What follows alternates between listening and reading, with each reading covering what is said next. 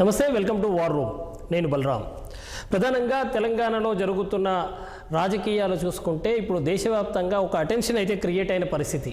ఏ రకంగా చూసుకున్నా ఇవాళ రాష్ట్రంలో ఒక ఏదైతే కేంద్ర హోంశాఖ మంత్రి అమిత్ షాకు సంబంధించిన వీడియో వ్యవహారం ఇప్పుడు దేశవ్యాప్తంగా చర్చ జరుగుతుంది. అయితే ఇందులో కాంగ్రెస్ పార్టీ ఇవాళ ఎస్కేప్ ప్లాన్ ఏమైనా రెడీ చేసుకుందా? ఈ వ్యవహారంలో మొత్తం వ్యవహారాలు బయటికి రాకుండా ఏమన్నా ఒక ప్లాన్ ఏమైనా చేసుకుందా అన్నది ఇవాళ ప్రధానంగా బీజేపీ నుంచి వస్తున్న అలిగేషన్.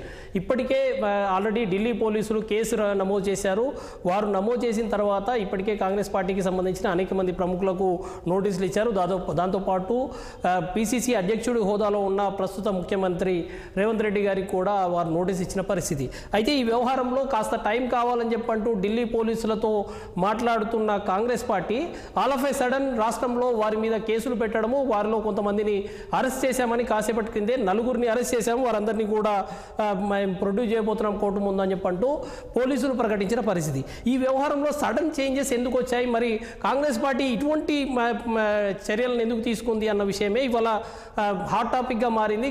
ప్రధానంగా ఈ వ్యవహారంలో కంప్లైంట్గా ఉన్న బీజేపీ చెప్తున్న ఆర్గ్యుమెంట్ ఈ వ్యవహారాన్ని పూర్తిగా తప్పుదో పట్టించేందుకు, ముఖ్యంగా ఢిల్లీ పోలీసులు మొత్తం వ్యవహారాన్ని బయటపెట్టకుండా ఉండేందుకు ఇవాళ కాంగ్రెస్ పార్టీ కొత్త వ్యూహంతో వచ్చింది. ఎస్కేప్ ప్లాన్ రెడీ చేసుకుంది. ఈ వ్యవహారం నుంచి ముఖ్యంగా ఎలక్షన్ అంటే తెలుగు రాష్ట్రాల్లో ఎలక్షన్ ఇంకొక 10 రోజుల్లో జరగబోతా ఉన్నాయి. ఇటువంటి పరిస్థితుల్లో ఈ ఎలక్షన్ టైం లోపల అసలు విషయం బయటికి రాకుండా, కాంగ్రెస్ పార్టీ ఏం చేసిందో బయటికి రాకుండా ఉండేందుకే ఈ వ్యవహారం అంతా జరిగింది అన్నది ప్రధానంగా బీజేపీ నుంచి వస్తున్న అలిగేషన్. ఒకసారి మనం ఈ బీజేపీకి సంబంధించిన సీనియర్ నేత ప్రేమేందర్ రెడ్డి మాట్లాడారు. ఆయన ఏం మాట్లాడారు ఒకసారి విందాం. విన్న తర్వాత డిబేట్లోకి వెళ్దాం. पार्टी की सरकार बनेगी तो एक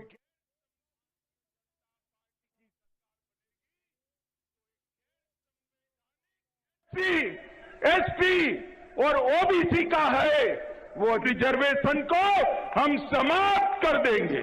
रिजर्वेशन को हम समाप्त कर भारतीय రైట్, ఓకే. అది కాసేపటి తర్వాత విందాం. మనం డిబేట్లోకి వెళ్తే డిబేట్లో మనతో జాయిన్ అవుతున్నారు సర్వేశ్వర రెడ్డి గారు, పోలీస్ మాజీ అధికారి, కత్తి వెంకటస్వామి గారు, కాంగ్రెస్ పార్టీ సీనియర్ నేత, ప్రేమేందర్ రెడ్డి గారు, బీజేపీ సీనియర్ నేత, మరి కాసేపట్లో జాయిన్ కాబోతా ఉన్నారు రాజు నాయక్ గారు ఉన్నారు, బీజేపీ సీనియర్ నాయకుడు. రైట్, ప్రేమేందర్ రెడ్డి గారు కూడా జాయిన్ అయిపోయారు. రైట్, ప్రేమేందర్ రెడ్డి గారు డైరెక్ట్గా వచ్చారు కనుక ఇక మళ్ళీ ఆ బయట వినాల్సిన అవసరం లేదు.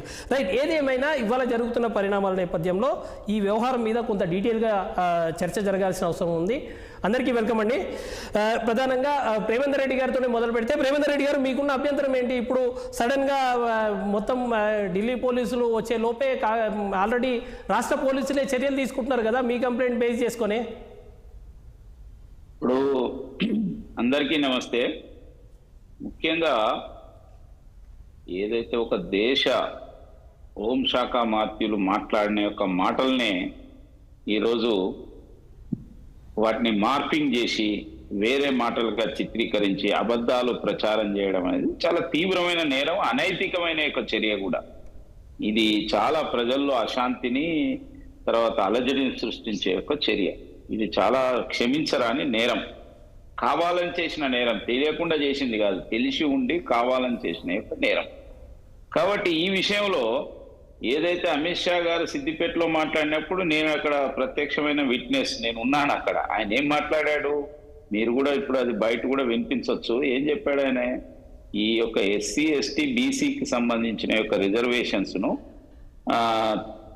వాళ్ళకు తగ్గించి వాళ్ళ ఏదైతే ముస్లింలకు ఇస్తున్నారు, మేము కనుక అధికారంకి వస్తే ఈ ముస్లింలకు ఇచ్చిన యొక్క రిజర్వేషన్, మతపరమైన రిజర్వేషన్స్ మేము వ్యతిరేకము, కాబట్టి ముస్లింలకు ఇచ్చిన రిజర్వేషన్స్ మేము రద్దు చేస్తాము అని చెప్పాడు. ఆ ముస్లింలకు ఇచ్చిన రిజర్వేషన్ రద్దు చేస్తామని తీసేసి ఎస్సీ ఎస్టీ బీసీ రిజర్వేషన్లు రద్దు చేస్తామని మార్పింగ్ చేసి దీన్ని ప్రసారం చేసి, కాబట్టి దీనిపైన వెంటనే మేము ఇక్కడ ఎలక్షన్ కమిషన్కి ఇచ్చాం. తర్వాత సైబర్ క్రైమ్లో కూడా కంప్లైంట్ చేశాం. మేము ఎప్పుడు ఇది 25వ తేదీ జరిగింది వారు మాట్లాడింది, మేము 26వ తేదీ ఇచ్చాము. ఇచ్చినప్పుడు ఇది కాంగ్రెస్ పార్టీ అఫీషియల్ హ్యాండిల్ నుంచి తెలంగాణ నుంచి ఇది వచ్చింది. వచ్చిన తర్వాత వెంటనే అది అన్ని చోట్ల షేర్ అయింది, వేరే రాష్ట్రాల్లో కూడా షేర్ అయింది. షేర్ అయిన తర్వాత వాళ్ళు దాన్ని తీసేసింది, ఎందుకంటే టెక్నికల్ గా దొరకవద్దు అనే ఉద్దేశంతో తీసేసాం. కానీ అప్పటికే అందరికి తెలిసిపోయింది కాబట్టి దానిపైన మేము ఇచ్చాం. ఇచ్చిన తర్వాత వెంటనే పోలీసులు చర్యలు తీసుకోవాలి. ఎందుకు తీసుకోలేదని నేను అడుగుతున్నా. 26 పోయింది, 27 పోయింది, 28 పోయింది, 29 పోయింది, 30 పోయింది, 1 పోయింది, ఇవాళ 2వ తారీఖు అరెస్ట్ చేయడం ఏమిటి? ఇన్ని రోజులు ఎందుకు ఆగారు అంటే దీంట్లో ఒక ఉద్దేశం ఏమిటంటే ఈ మధ్యలో ఢిల్లీలో భారతీయ జనతా పార్టీకి సంబంధించిన వాళ్ళు కూడా కంప్లైంట్ చేశారు, అనేక రాష్ట్రాల్లో చేశారు. కాబట్టి ఢిల్లీలో వాళ్ళు చేసిన తర్వాత అక్కడి పోలీసు స్పందించి ఇక్కడ దాని మూలాలు ఎక్కడున్నాయనేది కనుక చూస్తే, ఈ అబద్ధ ప్రచారానికి మూలం ఎక్కడున్నది అనేది కనుక చూస్తే అది తెలంగాణ గాంధీ భవన్, ముఖ్యంగా పిసిసికి సంబంధించిన యొక్క సోషల్ మీడియా దీనికి సంబంధించిన వాళ్ళు చేశారు. ఇక్కడ పిసిసి ప్రెసిడెంట్ గా, ముఖ్యమంత్రిగానే కాకుండా పిసిసి ప్రెసిడెంట్ గా కూడా రేవంత్ రెడ్డి గారు కొనసాగుతున్నారు. కాబట్టి వాళ్ళు దీనికి సంబంధించిన యొక్క వ్యక్తులకు సమన్స్ సర్వ్ చేశారు. సమన్స్ సర్వ్ ఎప్పుడైతే చేశారో దీంట్లో టెక్నికల్ గా మనకు, మీకు, నాకు పూర్తిగా తెలిస్తే తెలియవచ్చు, తెలియకపోవచ్చు కొద్ది మందికి. కానీ ఎప్పుడైతే ప్రభుత్వము దానికి సంబంధించిన యొక్క టెక్నికల్ టీమ్స్ రంగంలో దిగితే ఎవరు చేశారు ఇది అనేది తెలియడానికి అవకాశాలు ఉంటాయి.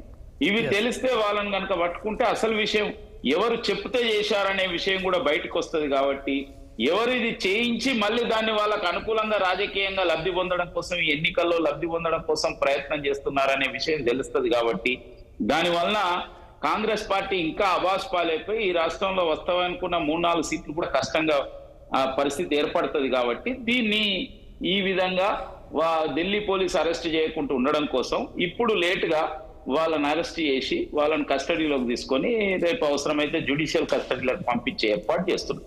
అయితే మీరు అనొచ్చు, ఒకవేళ జ్యుడిషియల్ కస్టడీలోకి తీసుకుంటే ఏమవుతుందని. తీసుకుంటే ఇప్పుడే ఏం కాదు, అవసరం అనుకుంటే ఢిల్లీ పోలీసు కూడా రేపు భవిష్యత్తులో లేకపోతే సెంట్రల్ ఏజెన్సీస్ కూడా భవిష్యత్తులో కోర్టు ద్వారా వీళ్ళను కస్టడీలోకి తీసుకోవచ్చు విచారణ. కానీ అప్పటికి ఎన్నికలు అయిపోతాయి. కాబట్టి ఇప్పుడే బండారం బయటపడకుండా కాపాడుకోవడం కోసం, అసలు విషయాలు లేకపోతే సాక్ష్యాలను మాయం చేయడం కోసం చేస్తున్న ఎత్తుగడగా ఇవాళ ప్రజలు గమనిస్తున్నారు. దీనివల్ల కాంగ్రెస్ పార్టీకి ఇంకా నష్టం జరుగుతున్నది. మీరు అబద్ధాలు ఇంకా దీన్ని ఇంకొక రకంగా ఎట్లా ఉపయోగిస్తున్నారంటే, తప్పు చేసింది మీరు, ఫేక్ వీడియో సృష్టించింది మీరు, ఆ వీడియోను ప్రసారం చేస్తున్నది మీరు. పదే పదే మళ్ళీ ముఖ్యమంత్రి గారు మాట్లాడుతూ అరే ఇది తెలంగాణకు, గుజరాత్ కు, అరే మన రాష్ట్రానికి సంబంధించిన ఏదైనా వ్యక్తి పోయి బొంబాయిలో నేరం చేసిండు అనుకోండి, అక్కడ పోలీసులు వచ్చి పట్టుకున్నారు అనుకోండి, అంటే ఆ నేరస్తుడు అరే నువ్వు మహారాష్ట్రకు, ఇది తెలంగాణకు సంబంధించిన విషయం, నువ్వు ఎట్లా అని అంటాడా? ఏమిటి ఇది? దేనికి సంబంధించిన విషయం ఇది? నేను రిజర్వేషన్స్ గురించి మాట్లాడితే నా మీద కేసు పెట్టిందని రేవంత్ గారు అంటున్నారు. అది ఎట్లా కరెక్ట్ అవుతుంది?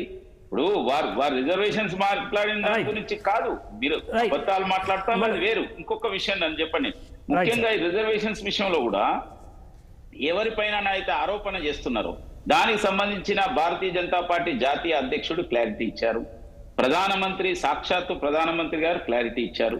ఆయన ఎవరినైతే లాగాడో రాష్ట్రీయ స్వయం సేవక్ సంఘ అధినేత మోహన్ భాగవత్ చాలా స్పష్టంగా ఆయనే క్లారిటీ ఇచ్చాడు. ఇచ్చినాక కూడా పదే పదే రోజు అరే బీజేపీ గెలిస్తే రిజర్వేషన్స్ తీసేస్తుంది అంటే ఇది ఏం ప్రచారం? ఇది ఎంత గోబెల్స్ ప్రచారం, ఎంత అబద్ధ ప్రచారం, ఎంత అనైతికమైన ప్రచారం.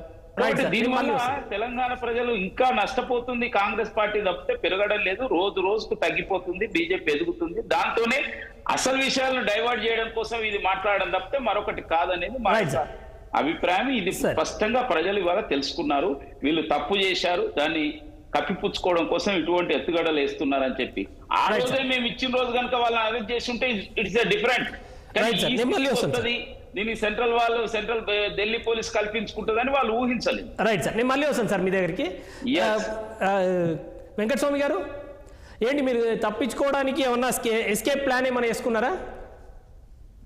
ఇప్పుడు పోలీసు స్పందిస్తే ఒక తప్పిదం, స్పందించకపోతే ఇంకొక తప్పిదం అన్నట్టుగా ఉంది. పోలీసు అందులో చెప్తారు కదా, ఎవరైనా పైన ఉన్న వాళ్ళు. హోంశాఖ మంత్రి అమిత్ షా గారు చాలా సార్లు చట్టం తన పని తను చేసుకుంటూ పోతుంది, బీజేపీ నేతలంతా కూడా అదే చెప్తారు కదా, చట్టం తను చేసుకుంటూ పోతుంది, మా ప్రమేయం ఏం లేదు, ఈడీలు కానీ ఇంకా మిగతా సెంట్రల్ ఏజెన్సీస్ విషయంలో మా ప్రత్యయం లేదు, వాటిపైన ఒక చేసుకుంటూ పోతున్నాయని చెప్తున్నారు. ఇప్పుడు పోలీసు అరెస్టు, హైదరాబాద్ పోలీస్, ఇప్పుడు ఎలక్షన్ టైం, మా కంట్రోల్ ఏముండదు కదా, everything is under the control of the election commission కదా. కాబట్టి పోలీసు తన పని తను చేసుకుంటే మళ్ళీ కాంగ్రెస్ వాళ్ళు కుట్ర పన్నిండు, కాంగ్రెస్ చెప్తేనే పోలీసు చేసిండు అని, లేకపోతే దీన్ని పక్కదారి పట్టించుకోవడానికి పోలీసు అరెస్ట్ జరిగింది అనేటువంటిది ఎట్లా ఆరోపణ చేస్తారో నాకు అర్థం కాలేదు. రెండోది, ఇవాళ రిజర్వేషన్ కి సంబంధించి ఇవాళ అందరూ వివరణ ఇస్తున్నామంటున్నారు. రిజర్వేషన్ తీసేయడం విషయం ఇదే మోహన్ భాగవత్ గారు బీహార్ ఎలక్షన్స్ సందర్భంగా స్వయంగా వారొక చోట మాట్లాడుతూ ఈ దేశంలో రిజర్వేషన్ సంబంధించిన దాని మీద సమీక్ష జరగాలి, రాజ్యాంగం మీద సమీక్ష జరగాలని చెప్పినారు. ఇవాళ ఎలక్షన్ వచ్చింది కాబట్టి ఆ ఇష్యూ రేజ్ చేసినారు. మేమే కాదు, ఈ దేశంలో ఉన్నటువంటి ప్రజాస్వామికవాదులందరూ కూడా ఎస్సీ ఎస్టీ బీసీ సంబంధించినటువంటి ఏవైతే సంఘాలు అనుకోండి, సివిల్ సొసైటీ అనుకోండి, వీళ్ళందరూ కూడా ఇలా రిజర్వేషన్స్, రాజ్యాంగము, ప్రజాస్వామ్యం దీనికి సంబంధించినటువంటి పెద్ద ఎత్తున రేజ్ చేయడం కారణంగా దేశంలో ప్రజలలో బీజేపీ పట్ల, బీజేపీ యొక్క పాలన పట్ల, వాళ్ళ యొక్క ప్లానింగ్ పట్ల వస్తున్నటువంటి అనుమానాలను ఓవర్కమ్ కావడానికి ఇలా మేము వివరణిస్తామని ప్రధానమంత్రి గారు అన్నారు. మేము వివరణిస్తాము. ఇదే ప్రధానమంత్రి గారు, నేను బీసీ బిడ్డనని చెప్పుకున్నటువంటి ప్రధానమంత్రి గారు ఈడబ్ల్యూఎస్ పేరుతోటి అగ్రవర్ణాలకు రాజ్యాంగ వ్యతిరేకమైనటువంటి ఒక రిజర్వేషన్ తీసుకొచ్చినాడు. రాజ్యాంగ వ్యతిరేకం ఎట్లయితే సుప్రీంకోర్టు ఆఫ్ ఇండియా దాన్ని ఓకే చేసింది. నేను అనేది మరి అబద్ధాలు చెప్తే రాష్ట్రీయ స్వయం సేవక్ గురించి ఒకటి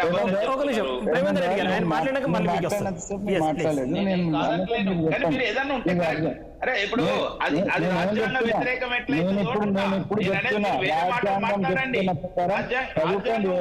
సుప్రీంకోర్టు ఆఫ్ ఇండియా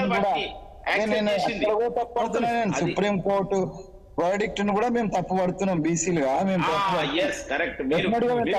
మాట్లాడుతున్నా, కాంగ్రెస్ ప్రతినిధిగా మాట్లాడుతున్నాను, కాంగ్రెస్ పార్టీ ప్రతినిధిగా మాట్లాడుతున్నాను, కాంగ్రెస్ గా కూడా మాట్లాడుతున్నాను.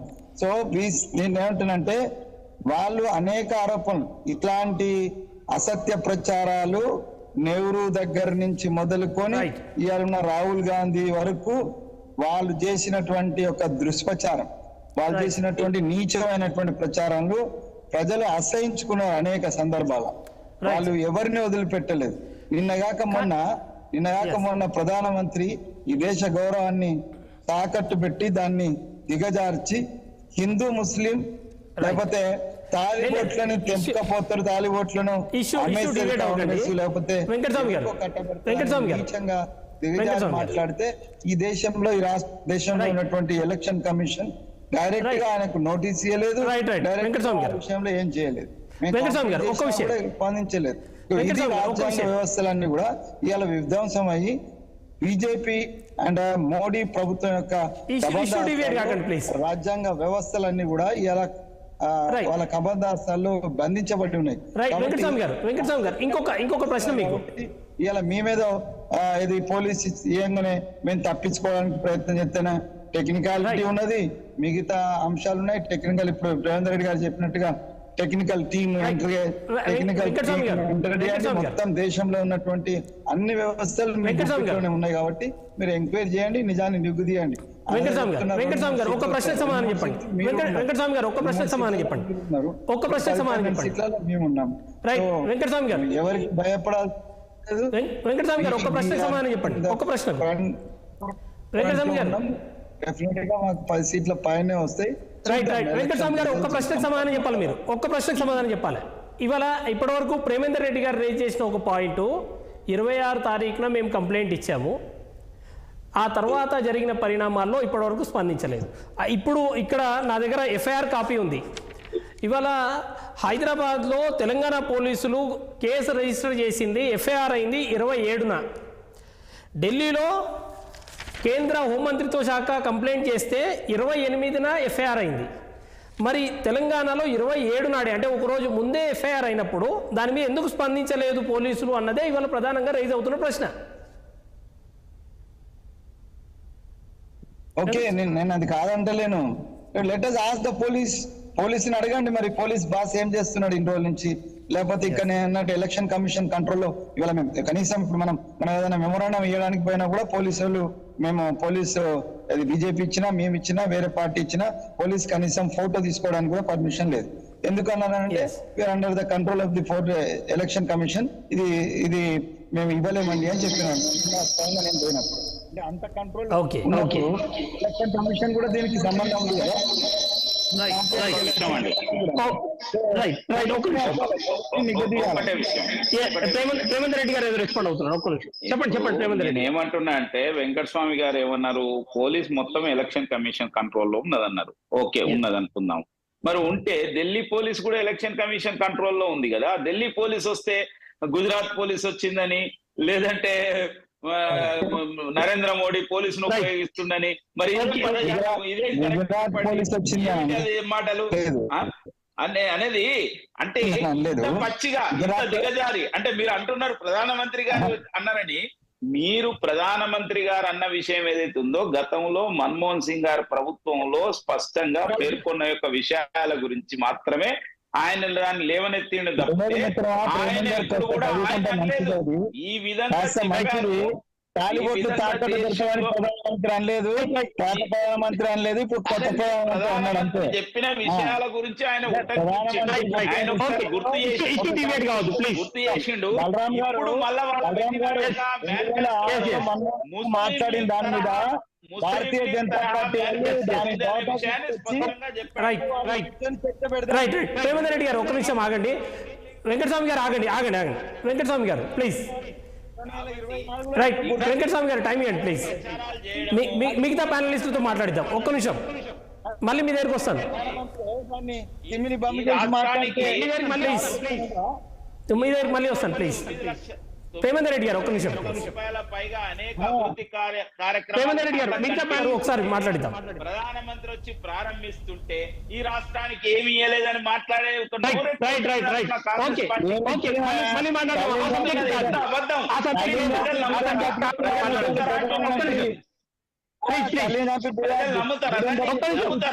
ఒక్క నిమిషం ఆగండి. కటి వెంకటస్వామి గారు ప్లీజ్ టైం ఇవ్వండి. రైట్ రాజు నాయక్ గారు ఒక్క నిమిషం ప్లీజ్. రాజు నాయక్ గారు ఎట్లా చూస్తున్నారు బీఆర్ఎస్ పార్టీగా ఇప్పుడు రాష్ట్రంలో జరుగుతున్న పరిణామాలను? నమస్తే అండి, అందరికి శుభ సాయంత్రం. ప్యానెల్లో ఉన్నటువంటి వాళ్ళకు 60 ప్రేక్షకులందరూ కూడా శుభ సాయంత్రాలు. అయితే దౌర్భాగ్యమైనటువంటి పరిస్థితి తెలంగాణ రాష్ట్రంలో కానీ భారతదేశంలో కానీ ఒక సోషల్ మీడియా వికృత రూపాన్ని చూపిస్తా ఉంది.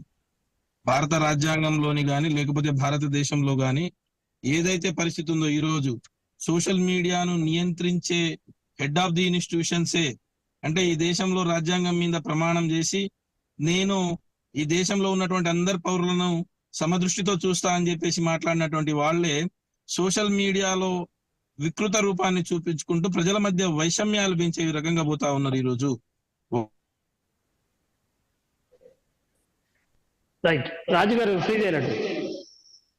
వాస్తవంగా చెప్పాలంటే ఇండియన్ పీనల్ కోడ్ 499 నుంచి 500 అంటే ఎవరైతే ఈ సోషల్ ఉందో ఆ రక్షించేది పోయి వదిలేసి సాక్షాత్తు రాష్ట్ర ముఖ్యమంత్రి, దేశ ప్రధాని, దేశ హోంమంత్రి ఈ రోజు ప్రజలను డైవర్ట్ చేసే కార్యక్రమంలో ఉన్నారు.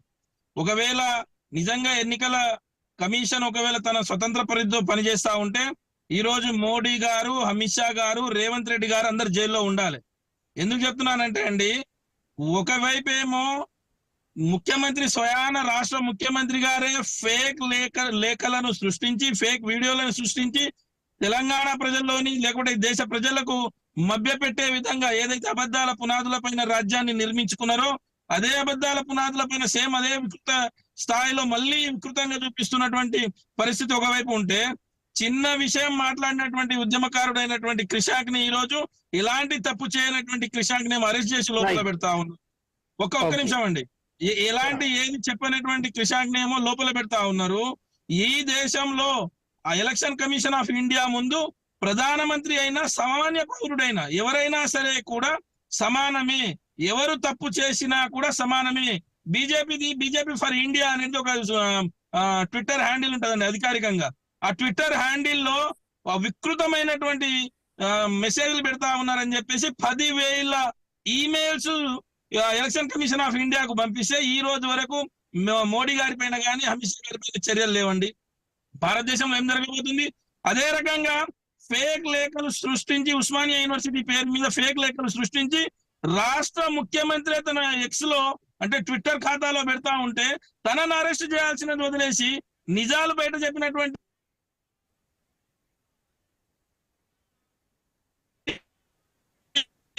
విద్యార్థి ఉద్యమకారుడికి ఈ రోజు అరెస్ట్ జైలు పంపించడం అనేది అదే రకంగా ఈ రోజు ఢిల్లీ పోలీసులు అంటే బడే భాయ్ చోటే భాయ్ ఇద్దరు కలిసి ఏం చేస్తా ఉన్నారంటే ఇద్దరు ఒక నాటకం ఆడుతా ఉన్నారు. నేను కొట్టినట్టు చేస్తా నీ వేసినట్టు చేయని, నేను కొట్టినట్టు చేస్తా నీ వేడ్చినట్టు చేయని చెప్పేసి ఈ రోజు ఏం చేస్తా ఉన్నారంటే ఢిల్లీ పోలీసులు వచ్చి నోటీస్ ఇచ్చే వరకు కూడా ఇక్కడ ఉన్నటువంటి ఎఫ్ఐఆర్లు బయట తీయలేని పరిస్థితి. ఎందుకు తీయలేని పరిస్థితి అంటే ఇక్కడ ఏదైతే ఫోన్లలో వీళ్ళు చేస్తున్నటువంటి రహస్య సమావేశాలు కానీ వీళ్ళ యొక్క ఫేక్ వీడియోలు కానీ ఫేక్ ప్రచారాలు కానీ బయటి ప్రపంచానికి తెలిస్తే, ఢిల్లీ పోలీసులకు తెలిస్తే మా యొక్క తత్వాంగం మా యొక్క అన్ని బయటపడతాయని చెప్పేసి ఈ రోజు వాళ్ళన్నీ కూడా రాష్ట్ర ప్రభుత్వం పరిధిలోనే ఉన్నాయని చెప్పేసి వాళ్ళ ఫోన్లు కూడా రాష్ట్ర ప్రభుత్వం తీసుకొని కోర్టుకు డిపాజిట్ చేసి ఇట్ ఈజ్ అండర్ జ్యుడిషియరీ అని చెప్పే పరిస్థితి వస్తుంది. కాబట్టి కాంగ్రెస్ చాలా జాగ్రత్తగా ముందుకడుగులేస్తుంది. ఈ ఎలక్షన్ లో ఓట్లు దండుకోవడానికి రిజర్వేషన్ బీజేపీ కాంగ్రెస్ నాటకాలు ఇవి. Right, okay, right sir. మళ్ళీ వస్తాను మీ దగ్గరికి. సర్వేశ్వర రెడ్డి గారు ఉన్నారు, పోలీసు మాజీ అధికారి. రైట్, సర్వేశ్వర రెడ్డి గారు, ఎట్లా చూడాల్సి ఉంటుంది ఇప్పుడున్న పరిస్థితుల్లో? ప్రధానంగా మనకి ఇక్కడ జరుగుతున్న చర్చ అంతా కూడా ఇవాళ ఉన్న ఆల్రెడీ ఢిల్లీ పోలీసులు ఎంటర్ అయిన తర్వాత సడన్గా తెలంగాణ పోలీసులు ఎంటర్ అవ్వడము, ఇవాళ ఆల్ ఆఫ్ ఎ సడన్ నలుగురిని అరెస్ట్ చేయడము. ఇప్పుడు రాజు గారు ఒక డౌట్ ఎక్స్ప్రెస్ చేస్తున్నారు, మొత్తం ఎలక్ట్రానిక్ డివైసెస్ అన్నీ కూడా తెలంగాణకు సంబంధించిన స్టేట్ పోలీస్ కంట్రోల్లోకి తీసేసుకుంటుంది. సో ఢిల్లీ పోలీసులకు అంత ఈజీగా ఇప్పుడు ఆ ఎక్విప్మెంట్ పోయే అవకాశం లేదు. సో అసలు విషయాలు ఇప్పుడప్పుడే బయటకు వచ్చే అవకాశం లేదు అన్నది ఒక సస్పెక్ట్. ఎట్లా చూడాల్సి ఉంటుంది దీన్ని? అక్కడ వాళ్ళందరికీ గుడ్ ఈవినింగ్ బ్రదర్స్. ఇప్పుడు దీన్ని రెండు కోణాల్లో చూడాలి.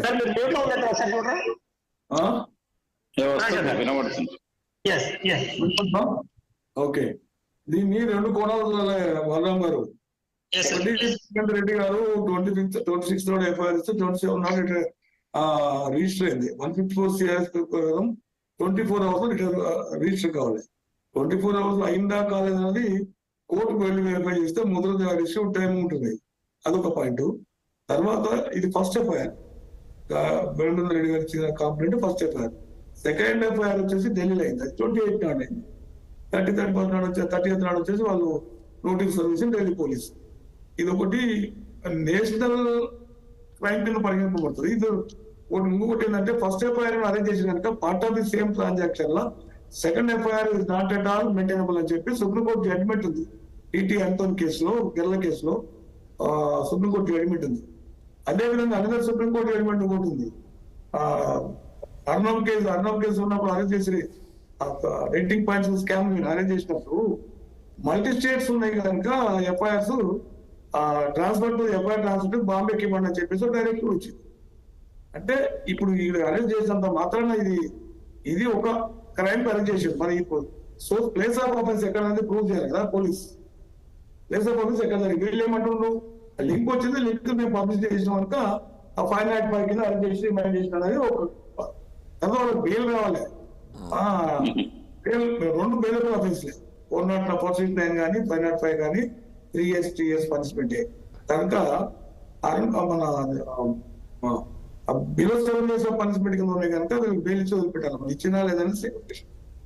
తర్వాత ఇది నేషనల్ వైడ్ సంబంధించిన ఇష్యూ కనుక, ఆల్ ఓవర్ కంట్రీకి సంబంధించిన ఇష్యూ కనుక వాళ్ళు ఢిల్లీ ఎఫ్ఐఆర్ ఇష్యూలు క్లబ్ చేయమని అర్ణబ్ కేసు ఆధారం చేసుకొని సుప్రీంకోర్టులో పిటిషన్ చేస్తే ఈ ఎఫ్ఐఆర్ ఇవన్నీ మళ్ళీ క్లబ్ అవుతాయి ఆ ఢిల్లీలో పోయి. ఎందుకంటే వాళ్ళు వేరే ఏజెన్సీకి ఇవ్వాల్సి వస్తుంది, స్టేట్ పోలీస్ కాకుండా సిబిఐకి చేస్తే ఆల్ స్టేట్స్ కన్సర్న్ ఉంటాయి కనుక ఆటోమేటిక్ గా ఢిల్లీ పోతుంది. వీళ్ళు అరేంజ్ చేసి రిమైండ్ చేసిన తప్ప ఇది లాంగ్ రన్ బెనిఫిట్ ఉండదు. సరే, ఒకటి ఏంటంటే వీళ్ళు అరేంజ్ చేసినందుకు ఇక్కడికి వెళ్ళి అడ్మిట్ అయింది. అది ఎక్కడికి వెళ్ళి వచ్చింది, ఎక్కడికి వచ్చింది ఫర్దర్ ఎస్టాబ్లిష్ చేయాలి ఇన్వెస్టిగేషన్. వాళ్ళు ఢిల్లీ పోలీస్ కు ఛాయిస్, వీళ్ళకి మల్టీ స్టేట్ లో ఆపరేట్ చేసే ఛాయిస్ లోకల్ పోలీస్ కూడా, ఇది క్లియర్. తర్వాత ఏది ఏమైనా ఇది ఇన్సల్టింగ్ క్యారెక్టర్. ఇప్పుడు పార్ట్ ఆఫ్ సేమ్ ట్రాన్సాక్షన్ లో ఒకే కేసుకు 2 రకాలైన ఇన్వెస్టిగేషన్లు కానీ 2 రకాలైన పనిష్మెంట్స్ కానీ 2 రకాలైన ట్రయల్స్ కానీ లేవు. అందుకని క్లబ్ చేయడానికి వెరైటీ సిఆర్పిసి ఏం చెప్తారంటే ఒక కేసులో ఇంటర్వ్యూ చేస్తుంటే వేరే కేసు అడ్మిట్ చేసుకుంటే అది కూడా దీన్ని తీసుకుని దాన్ని క్లబ్ చేయాలని చేసి ఈ మెయిన్ కేసు క్లబ్ చేయాలని చెప్పి సిఆర్పి చెప్తుంది. అందుకొరకు ఢిల్లీ కేసు వాళ్ళ చాయిస్ ఏంటంటే వాళ్ళు సుప్రీంకోర్టుకు వెళ్తే అర్నబ్ కేసు ఎగ్జాంపుల్ తీసుకుంటే క్లబ్ చేయండి, మొత్తం ఆల్ ఓవర్ ఇండియా తీసుకొని మీరు క్లబ్ చేసి మీరు ఇన్వెస్టిగేట్ చేయండి అని ఒక ఛాన్స్ ఉంటుంది సిబిఐకి ఇస్తే, ఎన్ఐఏ కానీ సిబిఐ ఇస్తే. రెండోది వీళ్ళకేం ఛాన్స్ ఉందంటే వీళ్ళు ఈనాడు ఆల్రెడీ అయిపోయింది. 5 మందిలో 3 అరెస్ట్ చేసిండ్రు, మిగతా కంప్లీట్. కాకపోతే ఫర్దర్ ఎస్టాబ్లిష్ చేయాల్సింది ఉంటే ఎక్కడికి వెళ్ళి వచ్చింది, ఎవరు చేసిండ్రు, ఎవరు స్వలాభంగా చేసిండ్రు, ఏ పార్టీని బదనామం చేసిండ్రు అనేది ఈ డీటెయిల్ గా పోయి అది ప్రూవ్ చేసినప్పుడే ఈ దీనికి శాంటిటీ ఉంటుంది. ఇది చేసేటువంటి ఇప్పుడు సేమ్ గవర్నమెంట్ ఉన్నప్పుడు వాళ్ళు అగ్రీ తీసుకుంటారు. లోకల్ గవర్నమెంట్ వర్కింగ్ అందరి same government every possibility influence అవుతుంది లోకల్ సరే కాన్సెప్ట్ ఎక్స్పెక్టేషన్ తీసుకొని అక్కడ షిఫ్ట్ చేయమని చెప్తారు. సార్ ఇప్పుడు ఒక్క విషయం చెప్పండి మీరు. ఇప్పుడు ప్రధానంగా ఇప్పుడు ఏదైతే హైదరాబాద్లో రిజిస్టర్ అయిన ఎఫ్ఐఆర్ చూసుకున్నాం మనము, 27th ఏదైతే ఎఫ్ఐఆర్ ఫైల్ అయిందో దాంట్లో నమోదు చేసిన సెక్షన్స్ 469, 505 ఆఫ్ 1C అని ఉంది, ఈ 2 సెక్షన్లు. తర్వాత మనం చూసుకుంటే ఢిల్లీకి సంబంధించిన కేసులో వాళ్ళు అక్కడ ఎఫ్ఐఆర్లో 153, 153A, 465, 469, 171G. అసలు ఈ సెక్షన్స్ ఏం చెప్తున్నాయి? అంటే ఇప్పుడు అది నేషనల్ వైడ్ గా ఆ పార్టీలను అవాజ్ పాలు చేసి ఆ కులాల మధ్యలో, మతాల మధ్యలో, ప్రాంతాల మధ్య చిచ్చుపెట్టేటువంటి ప్రసంగాలు ఉన్నాయి కనుక దీన్ని ప్రామాణికంగా తీసుకోవాలని ఆ సెక్షన్ చెప్తాయి. ఇది వచ్చేసి ఏంటంటే ఎలక్ట్రానిక్ ఫోర్స్ చేసేసి ఆ తర్వాత ప్రపాలన చేసేది కనుక వీళ్ళని యాక్షన్ తీసుకోవాలి. ఈ 2 సెక్షన్ చెప్తాయి. దాంట్లో ఒకటి 469 ఉంటుంది కదా, వీళ్ళ దాంట్లో 469 ఉంది ఎలక్ట్రానిక్ ట్యాంపరింగ్ అని దాని కింద. మళ్ళీ ఎలక్ట్రానిక్ యాడకెళ్ళి క్రియేట్ అయింది, ఎవరు క్రియేట్ చేసిండ్రు, ఎందుకు క్రియేట్ చేసిండ్రు, ఎవరు లాభం గురించి క్రియేట్ చేసినది ఈ క్వశ్చన్ విల్ అరైజ్. దీనికి నేషనల్ కనుక ఆ central level BJP home minister ఎవరైనా ఏ పార్టీ ఉన్నది క్రూషియల్ పొజిషన్ ఆ స్పీచ్ ని డైవర్ట్ చేసి చెప్పింది కనుక అది సుప్రీంకోర్టు వాళ్ళు వెళ్తే మాత్రం వాళ్ళ కాగితం వస్తుంది, ఫైల్ ట్రాన్స్ఫర్ అని వస్తుంది. లేకపోతే state government all over India చేసే పవర్ ఉండదు. ఎందుకంటే వీళ్ళకు ఆ వింగ్స్ ఉండవు, ఓన్లీ లోకల్ కనుక చేస్తాయి. వాళ్ళకి అడ్వాంటేజ్ వాళ్ళకు ఉంది. వీళ్ళు తాత్కాలిక ఎలక్షన్ అయిపోతుంది కదా, ఎలక్షన్ వరకు అంత తొందర ప్రొసీడ్ కానీ లేదు. పర్పస్ కాజెస్ ఫర్ ఎలక్షన్ ఉంది కదా, సో దట్ అది కంప్లీట్ అవుతుంది. ఆ తర్వాత మరి ఎవరు ఏ విధంగా ప్రొసీడ్ అవుతారు వీళ్ళ దానికైతే లిమిటేషన్ అయిపోయింది. లోకల్ పోలీసు వీడు పట్టుకుని 5 3 పట్టుకుని ఇద్దరు అఫ్సర్ చూపులు చెప్తారు. వాళ్ళు వచ్చే సెక్షన్ ఆల్ ఓవర్ ఇండియా ప్రభావితం చేసే విధంగా ఉన్నాయి, సవాళ్ళు దెబ్బతినే విధంగా ఉన్నాయి, కల్చర్ దెబ్బతినే విధంగా ఉన్నాయి, క్యాస్ట్ల మధ్య ఈక్వేషన్స్, కులాంతర మతాంతరటువంటి తాకటువంటి విధంగా ఉందనే కాన్సెప్ట్ వాళ్ళు కనుక గ్రావిటీ కింద సుప్రీంకోర్టు వాళ్ళకి హ్యాండ్ ఓవర్ చేయాలి, డైరెక్షన్ వచ్చారని నేను it's my prediction.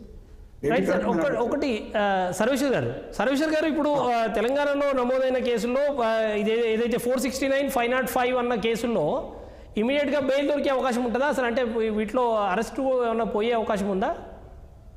Court bail granted by the lower court, it is against కోర్టుకు ప్రాబ్లం ఉంటుంది, చేయగలదు. ఎందుకంటే అర్నబ్ బీహార్ కేసులో 2014 జడ్జిమెంట్ వచ్చింది, అర్నేష్ కుమార్ అనే దాంట్లో జడ్జిమెంట్ వచ్చింది. అంటే బిలో 7 years పనిష్మెంట్ ఉంది, ఏ కేసు అయినా సరే బెయిల్ ఇచ్చి వదిలిపెట్టాలి, క్వశ్చన్ ఆఫ్ రిమాండ్ అని ఉంది. దాంట్లో సెకండ్ ప్యారా ఒక ప్యారా ఏముందంటే it description of the police అనేది కోర్టు యాక్సెప్ట్ చేయడానికి వీలు లేదు.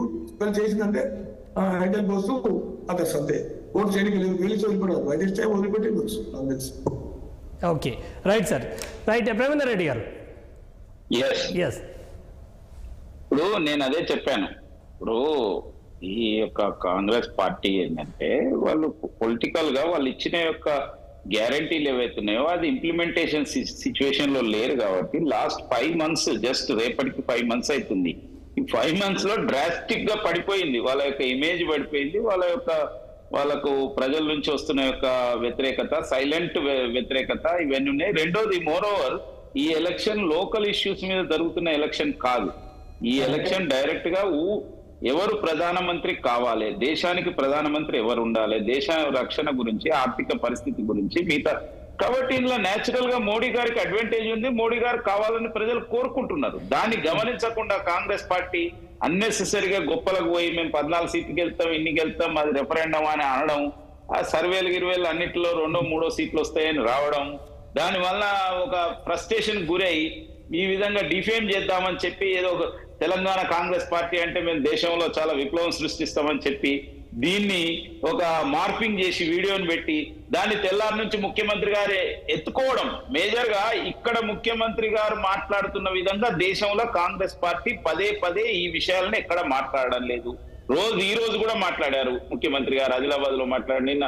అంటే రోజు ఇదే మాట్లాడుతున్నారంటే ఎవరి కోసం దీన్ని మార్పింగ్ చేసిండ్రు, ఎవరు ఈ అంశాన్ని ఎత్తుకొని ఎవరు రాజకీయ లబ్ధి పొందే ప్రయత్నం చేస్తున్నారు, ఎవరిని డిఫేమ్ చేయాలనుకుంటున్నారు అనేది స్పష్టమైపోయింది. ఎందుకంటే ఎక్కువ నేను అదే చెప్పాను, ఒక విశ్వసనీయతమైన ఒక జాతీయ రాజకీయ పార్టీ ఆయన అంటాడు ఏంటంటే దీనికి ఇంత మెజార్టీ వస్తే ఏమవుతుంది అని. ఇంతకుముందు కూడా ఉన్నాయి, 19 రాష్ట్రాలు ఉన్నాయి. 19 రాష్ట్రాలు ఉంటే ఏం రాజ్యాంగాన్ని మార్చేసిందా? తర్వాత రాజ్యసభలో కానీ లేకపోతే లోక్సభలో ఎన్డీఏ మిగతా మిత్రపక్షాలతోని మోర్ దాన్ 350 ఉన్నాయి మార్చేసిందా? గతంలో కాంగ్రెస్ పార్టీ కూడా 400 పైన వచ్చినాయి. కాబట్టి ఇది ఏంటంటే తప్పుడు ప్రచారం, మీకు సీట్లు తగ్గుతున్నాయనే ఒక బాధతోని చేసే ఒక ప్రచారంతో ప్రజలు గమనిస్తున్నారు. ఇవాళ తెలంగాణ ప్రజానికం కానీ దేశ ప్రజలు కానీ ఏమీ అమాయకులు కాదు, వాళ్ళు ఆలోచిస్తున్నారు. ఇంకోటి, ఒక ఓబీసీ ప్రధానమంత్రి, మరి ఇంతవరకు మీరు ఎప్పుడు చేయలేదు. ఒక ఓబీసీ ప్రధానమంత్రిగా ఉండి ఆయన రిజర్వేషన్స్ ను ఇంకా పెంచే ప్రయత్నం చేస్తున్నాడు. రాజ్యాంగ నిర్మాత బిఆర్ అంబేద్కర్ వారి యొక్క దీంట్లో రాజ్యాంగ దినోత్సవాన్ని నిర్వహించిండు. తర్వాత అనేక విషయాలలో నేను చెప్తూ పోతే అది రైట్ టైం కాదు. నేనేమంటున్నా అంటే మాకున్న కమిట్మెంట్ మీకు ఎక్కడ ఉన్నదంటున్నా. మీరు ఎమర్జెన్సీ పెట్టిండ్రు కాంగ్రెస్ పార్టీ, దేశంలో వేల లక్షల మందిని జైళ్లలో తొక్కేసిండ్లు, ఎన్ని చిత్రహింసలు, కొవ్వొత్తులతో కాల్చిండ్లు, ఎన్నో రకాల చిత్రహింసలు పెట్టిండ్లు. అటువంటి చరిత్ర కాంగ్రెస్ పార్టీకి ఉన్న ఎన్నో రాష్ట్ర ప్రభుత్వాలను గూట్ చేసిండ్లు, 356 యూజ్ చేసి దేశంలో మొత్తంలో అకారణంగా ఎన్నో రకాల ఇది చేసిన యొక్క చరిత్ర ఉన్న యొక్క ఇది కాంగ్రెస్ పార్టీది. Bharatiya Janata party last 10 years లో ఏం చేసింది? ఈ దేశం కోసం ఉపయోగపడే పనులు చేసింది. ఎక్కడ కూడా అటువంటి చేయలే. ఈ సీట్లు రావు కాబట్టి ఒక భయానకమైన వాతావరణం సృష్టిద్దాం, ఇప్పుడు ఎవరైనా పేరు లాగుదాం, రాష్ట్రీయ స్వయం సేవక్ సంఘ్ పేరు లాగి ఏదో ఒక అపోహలు సృష్టించి డెఫినెట్లీ దీని మీద విచారణ జరగవలసిందే. అసలు ఎవరు చేశారు, ఇది ఎక్కడ చేశారు అనే ఒక విషయం కనుక బయటకు వస్తే మొత్తం బండారం బయటపడుతుంది. అది కాంగ్రెస్ పార్టీ, తెలంగాణకు సంబంధించిన కాంగ్రెస్ పార్టీకి ఇటువంటి చరిత్ర ఉంది. ఈ విధంగా తప్పుడు యొక్క వీడియోలను సృష్టిస్తున్నది, దీన్ని వాడుకునే యొక్క ప్రయత్నం చేసిందనే తేలిపోతుంది. అందుకోసమే మీరు ఇట్లా చేశారు. ఇప్పుడు వారు పెద్దలు సర్వేశ్వర రెడ్డి గారు చెప్పినట్టు ఏంటంటే ఇదేమీ అయిపోదు దీని తర్వాత, కానీ ఇప్పుడు ఈ యొక్క ఎలక్షన్ లోపల తప్పించుకోవడం కోసం చేశారు. కానీ డ్యామేజ్ ఆల్రెడీ కాంగ్రెస్ పార్టీకి అయిపోయింది. ప్రజలు అర్థం చేసుకుంటున్నారు. దేశవ్యాప్తంగా అసలు వీడియో ఏమిటి అనేది టీవీలలో ప్రసారం అవుతున్నది, ఫేక్ వీడియో ఏమిటి అనేది ప్రసారం అవుతున్నది, ఎవరు చేసిండ్రు అనేది ప్రసారమైంది. ఇవాళ ఇదే ఎండార్స్ చేస్తున్నది కదా. ఈ యొక్క మరి తెలంగాణ పోలీసు కాంగ్రెస్ పార్టీకి సంబంధించి సోషల్ మీడియా వాళ్ళని అరెస్ట్ చేసిందంటేనే తప్పు జరిగింది అనేది స్పష్టంగా అనిపిస్తున్నది. కాబట్టి తప్పు ఎస్టాబ్లిష్ కావడం అనేది ఆఫ్టర్ ఎలక్షన్స్ తర్వాత అవుతుంది కావచ్చు, ఎందుకంటే పూర్తి విచారణ జరగాలి కాబట్టి. అందుకోసము దీంట్లో పప్పులో కాలేసేషన్లు, ఏదో చేయబోయి ఏదో చేసిండ్లు. ఇంకా కాంగ్రెస్ పార్టీ డ్యామేజ్ అయింది. తెలంగాణలో కూడా ప్రజలు కూడా దీన్ని అర్థం చేసుకుంటున్నారు. Yes sir.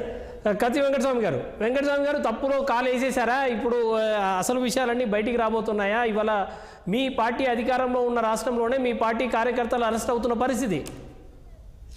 ఇప్పుడు ప్రేమేందర్ రెడ్డి గారు మా పార్టీకి సంబంధించినటువంటి చాలా ఆయన బాధపడిపోతున్నాడు. ఆయన 4 నెలలు 5 నెలలు అయింది, మేమేమో గ్యారంటీలు అమలు చేయలేదనంటే, మరి మహిళలు ఈ రాష్ట్రంలో 1 కోటి దాటినటువంటి మహిళలు ఇలా ఫ్రీ బస్సు తీసినది మా గ్యారంటీలో భాగస్వామి కాదా?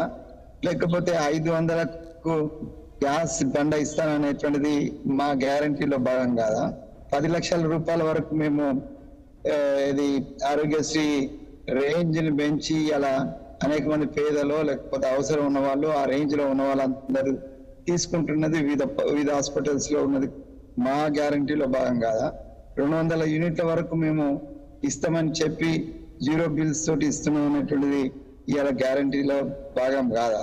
మేము ఎక్కడ ఫెయిల్ అయినామని 3 నెలలకే మూసి నవ్వులతోటి వీళ్ళకు తొందర ఉన్నది, ఆడ బీఆర్ఎస్ వాళ్ళు కూడా మేము ఏం చేయలే 10 సంవత్సరాలు దేశంలో మోడీ గారి ప్రభుత్వంలో అందరికి 2 కోట్ల ఉద్యోగాలు పర్ సంవత్సరం ఇస్తామని చెప్పి ఈ 17 లక్షలే ఇచ్చినామని చెప్పి పార్లమెంట్ సాక్ష్యంగా ప్రకటించినటువంటి గొప్ప చరిత్ర వాళ్ళకున్నది.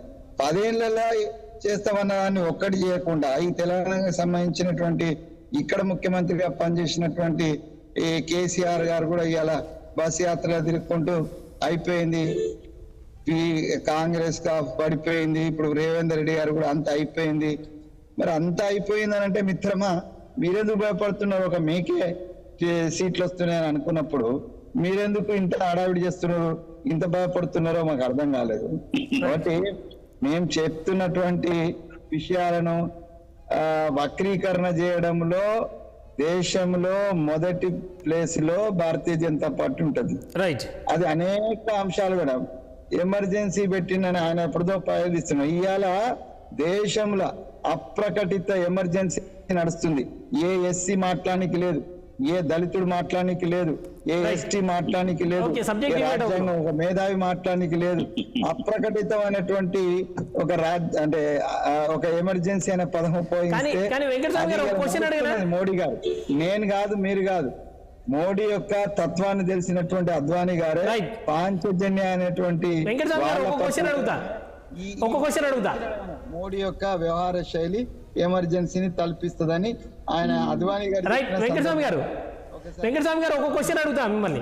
పాత సహచరులం ఇద్దరం, మా రేవంత్ రెడ్డి అన్న కూడా చూసుకుంటే మంచిది. రైట్ వెంకటస్వామి గారు, ఇప్పుడు ఏదో ఇది అయిపోయింది, ఇక కాంగ్రెస్ అయిపోయింది కాబట్టి మాకు సీట్లు రాకపోవడం, ఎక్కడ భారతీయ జనతా పార్టీ సీటు గెలిస్తే, ఇప్పుడు నేను వరంగల్లో ఉన్నాను, అట్లాగే మహాబాద్ నుంచి తిరిగి వస్తున్నాను, ఖమ్మం నుంచి తిరిగి వస్తున్నాను, ఎక్కడ భారతీయ జనతా పార్టీ గెలిచేది ఎక్కడ, మేము ఓడేది ఎక్కడ?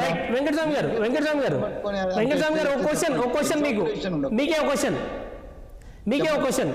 మీరు కాంగ్రెస్ పార్టీ ప్రధానంగా చెప్తుంది బీజేపీకి 400 సీట్లు కావాలని కోరుకుంటుంది రాజ్యాంగాన్ని మార్చేయడానికి అని చెప్పనే కదా ప్రధానంగా చేస్తున్న అలిగేషన్. ఇవాళ మనం గూగుల్లో సెర్చ్ చేస్తే ఈ రాజ్యాంగాన్ని, భారతదేశ రాజ్యాంగాన్ని ఇప్పటివరకు ఎన్నిసార్లు సవరించారని చెప్పారంటే 106 సార్లు అని వస్తుంది. ఇప్పుడు కూడా మీరు కొట్టి చూస్తే మీకు కనబడుతుంది 2023 వరకు 106 సార్లు రాజ్యాంగాన్ని మార్చారు. కాంగ్రెస్ పార్టీ కదా ఎక్కువ శాతం అధికారంలో ఉన్నది. కాంగ్రెస్ పార్టీ కదా చాలాసార్లు అమెండ్మెంట్ చేసింది. కాంగ్రెస్ పార్టీ కదా రాజ్యాంగాన్ని చాలాసార్లు మార్చేసింది. ఇవాళ మళ్ళీ కొత్తగా బీజేపీ వాళ్ళు మార్చేస్తారని చెప్పి మీరు ఎట్లా చెప్తున్నారు? మీరు అది చూపెట్టి ఎందుకు భయపెడుతున్నారు జనాలని? మార్చడం వేరు, రాజ్యాంగ సవరణ వేరు.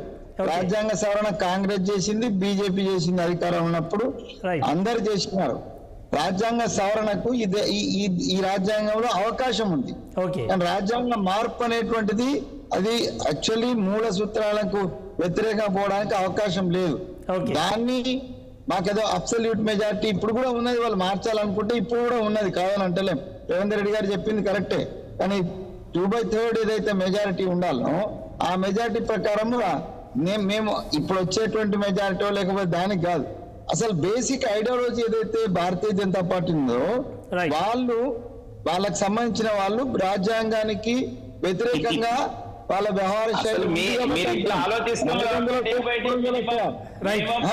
స్థానం కూడా కోల్పోయింది. ఈసారి ఇంకా అది కూడా కోల్పోతారు కావచ్చు. మనకు 2 సీట్లు వచ్చిన రోజులు ఉన్నాయన్న, అది మొదలైందండి 2 సీట్లు ఉన్నాడు, 2000 40 సీట్లు 400 రావాలా? మనము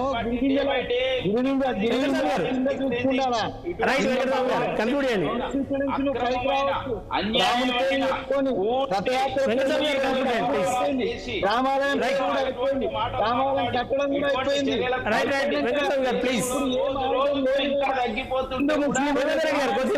కొంచెం ఆగండి. మిగతా ప్యానలిస్ట్ ఒక రౌండ్ మిగతా ప్యానలిస్టులు రాజు గారు ఒక్క నిమిషం రేవంత్ రెడ్డి గారు ఒక నిమిషం ప్లీజ్.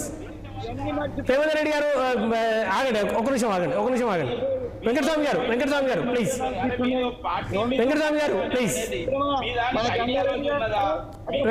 ఒక నిమిషం టైం ఇవ్వండి. మన టైం అయిపోతుంది. రాజు గారు ఒక్క నిమిషం ఆగాలి. వెంకటస్వామి గారు ప్లీజ్. వెంకటస్వామి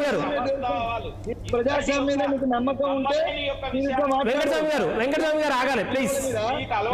భారతీయ జనతా పార్టీ అధికారం మోడీ అయ్యిందంటే వెంకటస్వామి గారు కాంగ్రెస్ వెంకటస్వామి గారు ప్లీజ్ ఒక నిమిషం ఆగండి రేవంత్ రెడ్డి గారు వెంకటస్వామి గారు ప్లీజ్ ఆగండి. రైట్ రాజు గారు ఎట్లా చూడాల్సి ఉంటుంది? ఇప్పుడు సిచ్యువేషన్ చాలా క్లియర్ గా కనబడుతుంది. ఇద్దరు పరస్పర ఆరోపణలు అయితే చేసుకుంటున్నారు. రాజు గారు వెంకటస్వామి గారు రేవంత్ రెడ్డి గారు ఆగండి ప్లీజ్. మీ ఉన్నాయా లేకపోతే రాజ్యాంగ రచనలో మీరున్నారా? రాజ్యాంగ రచనకు సంబంధించిన వెంకటస్వామి గారు రాజు గారు మాట్లాడండి ప్లీజ్. ప్రజాస్వామ్యంలో మీకు అవకాశం వెంకటస్వామి గారు ప్లీజ్ టైం ఇవ్వాలి మిగతా వాళ్ళకి. అయిపోతే ఎట్లా? నాకు ఇది ఒక్క మాట చెప్పరాదు. రైట్ మిగతా వాళ్ళు టైం ఇవ్వండి ప్లీజ్. మీ ఇద్దరు మాట్లాడుతున్నాం. ఒక్క నిమిషం టైం ఇవ్వండి ప్లీజ్. ఒక్క నిమిషం టైం ఇవ్వాలి. మిగతా ప్యానలిస్ట్ టైం ఇవ్వాలి. ఒక్క నిమిషం. రైట్ రాజు గారు రేవంత్ రెడ్డి గారు ఆగండి. రేవంత్ రెడ్డి గారు ప్లీజ్ ఆగండి. వెంకటస్వామి గారు ప్లీజ్ ఒక్క నిమిషం. రాజు గారు ఎట్లా చూస్తున్నారు దీన్ని? రాజు గారు 4వ తారీఖు నాడు తెలుస్తుంది తీయరాదు. వెంకటస్వామి గారు ప్లీజ్ టైం ఇవ్వండి. రైట్ రాజు గారు ఇప్పుడు మేము మాట్లాడితే ప్లీజ్ అంటే నేను మాట్లాడుతుండే ఆయన మా మధ్యలో మాట్లాడే అప్పటికే మీరు చాలా మాట్లాడారు. ఒక్క నిమిషం ప్లీజ్ టైం ఇవ్వండి. రాజు గారికి మాట్లాడండి. కటింగ్ చెప్తే మంచిది. ఎంతసేపు మాట్లాడాలని. మహేందర్ రెడ్డి గారు ప్లీజ్ టైం ఇవ్వండి. రాజు గారు మీ టర్న్. ఏం చెప్పదలుచుకున్నా అంటే దొంగ అన్నట్టు కలిసినట్టు ఉంది పరిస్థితి. ఈ రోజు 2 విషయాలు క్లియర్ గా మనం మాట్లాడుకుందాం. ఒకవేళ భారత రాజ్యాంగాన్ని లేకపోతే కత్తి వెంకటస్వామి గారికి తెలిసి ఉంటది. ఎందుకంటే Kashmir versus Mahanta case and అదేవిధంగా ఇందిరా సహానీ కేస్ ఇవన్నీ కూడా మనం సుప్రీంకోర్టులో చూసినప్పుడు భారతదేశంలో పాపులేషన్ అడక్వేషన్ మీద ఏ రకంగా ఎవరి పాపులేషన్ కి ఎంత రిజర్వేషన్ ఉండాలని చర్చ జరిగినప్పుడు సుప్రీంకోర్టు ఒక మాట అంటది అన్నమాట. అయితే దాన్ని దృష్టిలో పెట్టుకుని ఒకవేళ భారతీయ జనతా పార్టీకి నిజంగా ఎస్సీ ఎస్టీ బీసీల పైన ఒకవేళ ప్రేమ ఉంటే ఎస్సీల జనాభా ఎంత, ఎస్టీల జనాభా ఎంత, ఓబీసీల జనాభా ఎంత, ఈ రోజు ఈడబ్ల్యూఎస్ యొక్క జనాభా ఎంత, వాళ్ళ రిజర్వేషన్ ఎంత, ఈడబ్ల్యూఎస్ యొక్క జనాభా ఎంత ఉంది? ఈ రోజు 6% ఉన్నటువంటి ఈడబ్ల్యూఎస్ కి ఏమో 10% రిజర్వేషన్ ఉంటది. 18% పాపులేషన్ ఉన్నటువంటి ఎస్సీలకేమో 16% రిజర్వేషన్ ఉంటది. 12% పాపులేషన్ ఉన్నటువంటి ఎస్టీలకేమో 6% రిజర్వేషన్ ఉంటది. ఓబీసీల యొక్క పర్సెంటేజ్ అంటే వీరు ఎటు తీసుకుపోతున్నారు భారత రాజ్యాంగానికి అనేది? భారత రాజ్యాంగానికి ప్రేమేందర్ రెడ్డి గారు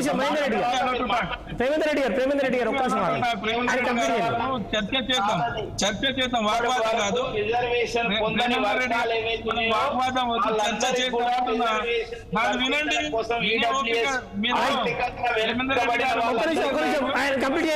ప్రేమేందర్ రెడ్డి గారు ప్లీజ్.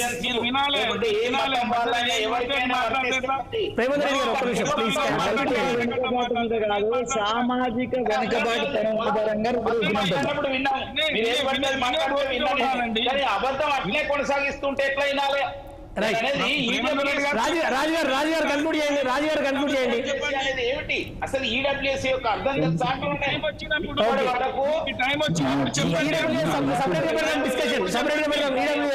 రాజుగారు ఆ సబ్జెక్ట్ కాదు, మన సబ్జెక్ట్ మాట్లాడండి. ఈడబ్ల్యూఎస్ తర్వాత పెడదాం. కాదది కాదు బ్రదర్,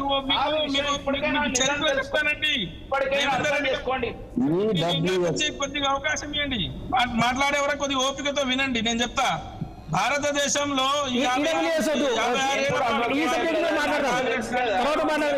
మళ్ళీ పెడదాం. రాజుగారు ఒక్క నిమిషం అండి, చెప్తాను వినండి. ఎక్కడైతే అంటే ఇక్కడ ప్రొఫెసర్ గా పనిచేసిన కత్తి వెంకటస్వామి గారు ఉన్నారు. అక్కడ ఒక ఆఫీసర్ ఏసీపీగా అడిషనల్ డీసీపీగా పనిచేసిన సర్వేశ్వర రెడ్డి గారు ఉన్నారు. నేను ఒక 2 విషయాలు చెప్తా. ఎవరైతే పీజీ గానీ పిహెచ్డి గానీ ఎవరైతే చదువుతున్నటువంటి వాళ్లకు ఫెలోషిప్లు ఇస్తారండి. కేంద్ర ప్రభుత్వము RGN Rajiv Gandhi national fellowship గానీ పోస్ట్ డాక్టరల్ ఫెలోషిప్ గానీ ఏదైనా ఫెలోషిప్లు ఇస్తారు ఎస్సీ ఎస్టీ బీసీలకు. కానీ దౌర్భాగ్యం ఏంటంటే భారతీయ జనతా పార్టీ వచ్చిన తర్వాత ఎస్సీలకు ఎస్టీలకు బీసీలకు ఇష్యూ డివైడ్ కాకండి ప్లీజ్. ఇష్యూ వేరే వెళ్ళిపోయినా మనం వద్దు. ఒక్క నిమిషం మీరు ఈ సబ్జెక్ట్ మీద కన్క్లూడ్ చేయండి. ఇవాళ జరుగుతున్న రాష్ట్రంలో ఉన్న వీడియో సంబంధించిన వ్యవహారం మీద పార్టీ యొక్క ప్రభుత్వంలో రాష్ట్రపతి అయింది. కాంగ్రెస్ పార్టీ కానీ మిగతా వాళ్ళు చేయలేదు. అరే మీరు ఏదో ఒకదాన్ని పట్టుకొని మీరు బురదలే ప్రయత్నం చేస్తే ఎట్లా అంటున్నా, బురదలే ప్రయత్నం చేస్తే ఎట్లా, బురదలే ప్రయత్నం ఒక నిమిషం రాజుగారు ప్రేమేందర్ రెడ్డి గారు చెప్పే ఒక మాట వినండి. ఒక నిమిషం ప్రేమేందర్ రెడ్డి గారు 1 by 1 మాట్లాడండి ప్లీజ్. దయచేసి 1 by 1 మాట్లాడండి. అందరూ మాట్లాడితే అది వాయిస్ క్లియర్ గా పోవద్దు జనాలకు. రాజుగారు మీరు కంక్లూడ్ చేయండి. మీరు చెప్పిన దానికి సహేతుకంగా సమాధానం చెప్పండి. ఎప్పుడు కూడా కట్ ఆఫ్ మార్క్స్ లేవు. రాజుగారు మీరు ఇష్యూ మొత్తం మళ్ళీ సబ్జెక్ట్ వేరే మీకు వెళ్ళిపోయింది. ఒక నిమిషం ఆగండి ప్లీజ్. నా ప్రశ్న ఒకటి. రెండో ప్రశ్న అడుగుతున్నా. ఏమంటున్నా అంటే భారతీయ జనతా పార్టీకి సంబంధించినటువంటి మోడీ గారు, అమిత్ షా గారు ప్రసంగిస్తా ఉన్నారు. ప్రసంగించినప్పుడల్లా దేవుణ్ణి నెత్తిన పెట్టుకుంటున్నారు. లేకపోతే ఈ భారతదేశంలో కులాల మధ్య, మతాల మధ్య వైషమ్యాలు పెంచుతున్నారు. ఒకవేళ స్వతంత్రంగా పనిచేసే ఈసీ ఉంటే వాళ్ళ మీద కేసులు పెట్టదు. రాజుగారు ఒక నిమిషం మళ్ళీ వస్తాను. ప్రేమేందర్ రెడ్డి గారు మీరు ఒక్క మాటలో చెప్పండి. అదేదో చెప్తున్నారు, మీరు క్లారిఫికేషన్ ఇవ్వండి ప్లీజ్. మనకి సర్వేశ్వర రెడ్డి గారు తెలియాల్సింది. నేను ఒకటే చెప్తున్నా అండి, దయచేసి అందరికి ఎస్సీ ఎస్టీలకు ప్రమోషన్స్ లో రిజర్వేషన్ కల్పించిన మొట్టమొదటి ప్రభుత్వం అటల్ బిహారీ వాజ్పేయి ప్రభుత్వం. కాబట్టి ఎస్సీ ఎస్టీల పట్ల సమాజంలో అందరూ కూడా సమానంగా అభివృద్ధి చెందాలనేది భారతీయ జనతా పార్టీ విధానం. అందుకోసమే మొదటిసారి అధికారంలోకి వచ్చినప్పుడు రామ్నాథ్ కోవింద్ గారు ప్రెసిడెంట్ ఆఫ్ ఇండియా అయింది. రెండోసారి వచ్చినప్పుడు ద్రౌపది ముర్ము గారు అయింది. ఇదే ఒక ఈక్వాలిటీకి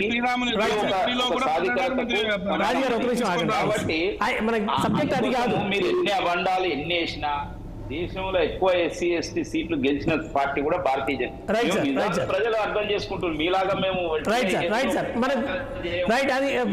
ఆ విషయం రాజుగారు మీరు రేజ్ చేశారు కనుక ప్రేమేందర్ రెడ్డి గారు ఎక్స్ప్లెనేషన్ ఇప్పించే ప్రయత్నం చేశాను. రైట్ ప్రేమేందర్ రెడ్డి గారు ఒక్క నిమిషం ఆగండి ప్లీజ్. సర్వేశ్వర రెడ్డి గారు పార్టీ గురించి నేను చెప్పాలా? అక్కడ ఎవరైనా అడిగిన ప్రశ్నకు నేను ఉన్నత విద్యలో ఒక నిమిషం రాజుగారు ఒక నిమిషం ఆగండి. రైట్ రాజుగారు ఒక్క నిమిషం ఆగండి. ప్రేమేందర్ రెడ్డి గారు ప్లీజ్ ఆగండి. సర్వేశ్వర రెడ్డి గారు ఫైనల్ గా ఇది ఎటు టర్న్ తీసుకునే అవకాశం ఉంది మీరు చెప్పండి. ఈ ఫైనల్ గా ఎటు టర్న్ తీసుకునే అవకాశం ఉంది? ఇప్పుడు ఆల్రెడీ తెలంగాణ పోలీసులు, సైబర్ క్రైమ్ పోలీసులు వాళ్ళు ఆల్రెడీ నలుగురిని అదుపులోకి తీసుకున్న పరిస్థితి.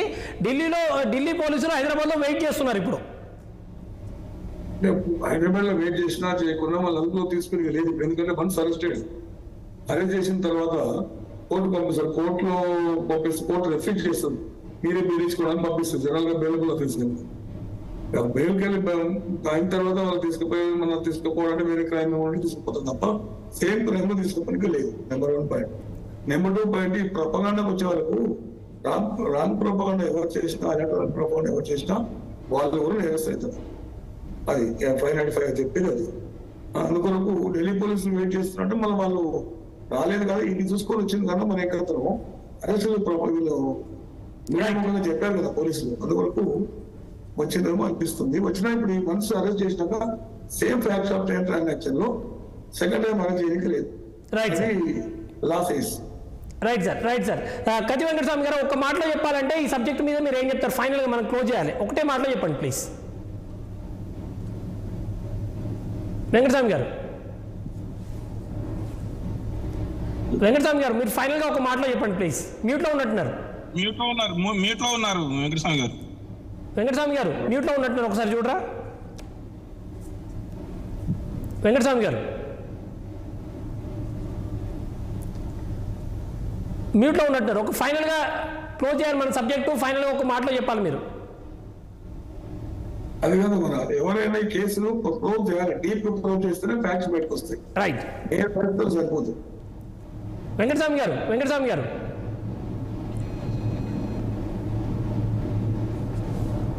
రైట్. వెంకటస్వామి గారు మీ మొబైల్ మ్యూట్ లో ఉందండి. వెంకటస్వామి గారు మీరు మాట్లాడాలా? మ్యూట్ లో ఉంది. మ్యూట్ లో ఉన్నట్టున్నారు. ఒకసారి చూడండి. రైట్ వచ్చింది రాలే. Right okay.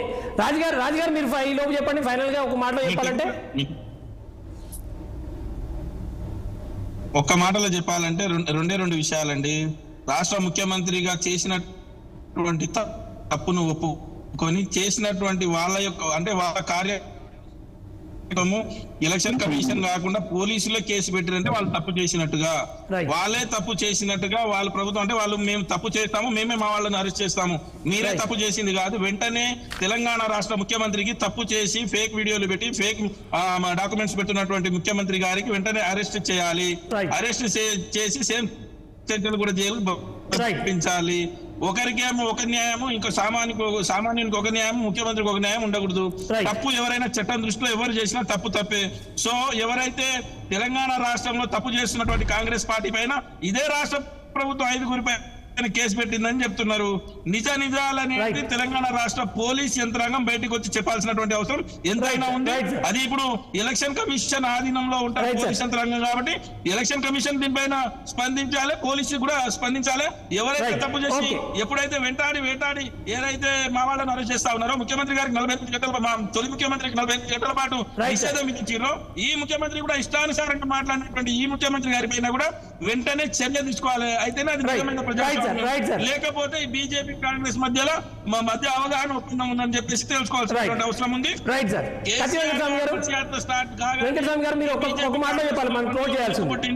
ఖచ్చితంగా రాబోయే రోజుల్లో 10 నుంచి 12 స్థానాలు బీఆర్ఎస్ గెలవబోతుంది. రాజు గారు టైం ఇవ్వండి ఒక నిమిషం. కత్తి వెంకటస్వామి గారు మీరు ఫైనల్ గా ఒక మాటలో చెప్పాలి, మనం క్లోజ్ చేయాల్సింది, టైం అయిపోయింది. వెంకటస్వామి గారు కానివ్వండి, చెప్పండి. ఇప్పుడు అక్కడ పోలీస్ ఆఫీసర్ కూర్చొని ఉన్నారు, అవునండి, వారికి rules and regulations election period లో కోడ్ ఉన్నటువంటి సమయంలో రాష్ట్ర ప్రభుత్వం యొక్క ముఖ్యమంత్రిగా ఎంత పరిధి ఉంటది, ఎంత లిమిటేషన్స్ ఉంటాయి అనేటువంటిది, మంత్రులుగా ఎంత లిమిటేషన్ ఉంటది అనేది వారికి తెలుసు. కేంద్రంలో ఉన్నటువంటి పిఎం గారు లేకపోతే హోమ్ మినిస్టర్ గారు అది క్రాస్ అయినా క్రాస్ అవ్వకపోయినా వాళ్ళ విజ్ఞానికి సంబంధించింది. మేము మా పరిధిలో మేమైతే దాన్ని క్రాస్ కాదాల్చుకోలేదు. ఒకవేళ ఈ ఆయన రాజుగారు డిమాండ్ చేసినట్టుగా లేకపోతే అనుకున్నట్టుగా నేను కూడా ఏమంటున్నానంటే అది కేంద్రం కానీ రాష్ట్రం కానీ సంబంధించినటువంటి ఎలక్షన్ కమిషన్ ఈ విషయంలో ఏ చర్యలు తీసుకున్నా కూడా మాకు అభ్యంతరం లేదు. వాళ్ళు నిష్పక్షపాతంగా చర్యలు తీసుకోవడానికి మాకు ఏ విధమైనటువంటి అభ్యంతరం లేదు. Thank you sir. డిబేట్ లో పార్టిసిపేట్ చేసిన సర్వేశ్వర రెడ్డి గారు, కత్తి వెంకటస్వామి గారు, ప్రేమేందర్ రెడ్డి గారు, రాజు నాయక్ గారు, అందరికీ ధన్యవాదాలు. ఏది ఏమైనా ఇవాళ ఒక ఫేక్ వీడియో ఇవాళ రాష్ట్రంలో రాజకీయాన్ని అనేక మరుపులు తిరుపుతున్న పరిస్థితి.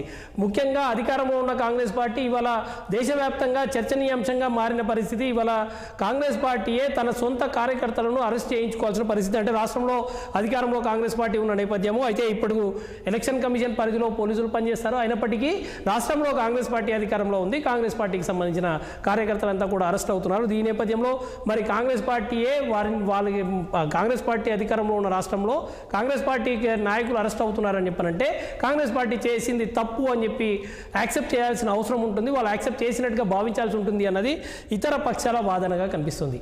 ఏది ఏమైనా ఇంకెన్ని మలుపులు తిరుగుతుందో చూడాల్సిన అవసరం అయితే ఉంది. ఇది ఇవాళ వారం. మరికొన్ని అంశాలతో రేపు కలుద్దాం. Stay tune to 6 TV.